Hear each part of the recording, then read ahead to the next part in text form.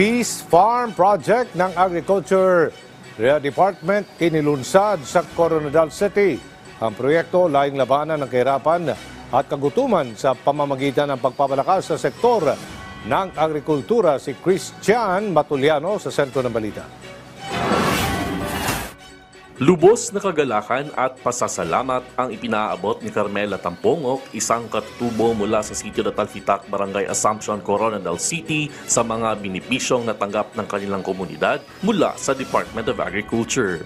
Pasalamat kami kasi yung lugar namin ay napansin ng gobyerno. At syempre, alam naman natin, alam ng karamihan na ang sitio namin ay maraming pangangailangan. So, ang agrikultura talaga, ang first na pinapasalamatan namin kasi ang gobyerno hindi kami pinabayaan. Ang sitio na Talfitak na isang geographically isolated and disadvantaged area at Elca community ay ang napiling lugar sa bayan ng Coronadal kung saan opisyal na inilunsad kamakailan ng Department of Agriculture Region 12 ang Peace Farm Project from Arms to Agriculture.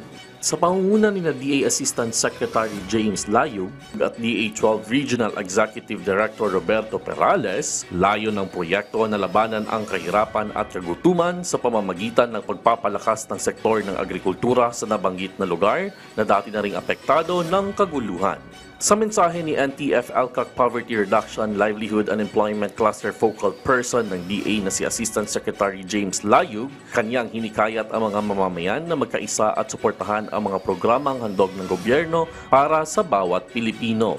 Magdeklara tayo ang kalaban nating kahirapan, ang kalaban nating gutom. Paano natin gagawin ngayon yun? Diba?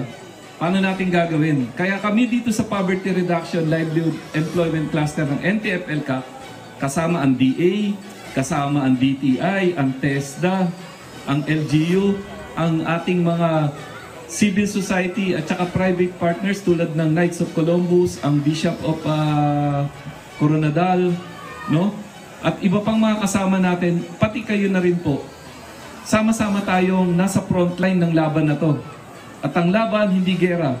Ang laban, kahirapan, gutom. Yun ang pagtutulong-tulungan natin. Kabilang rin sa mga isinagawa sa aktibidad ay ang tree planting activity, pamamahagi ng bigas sa mga residente, at ang signing of pledge of commitment ng bawat ahensya ng gobyernong kaisa ng DA sa pagpapatupad ng nabanggit na proyekto. Christian Matuliano ng PIA SOC Sergeant para sa Pambansang TV sa Bagong Pilipinas.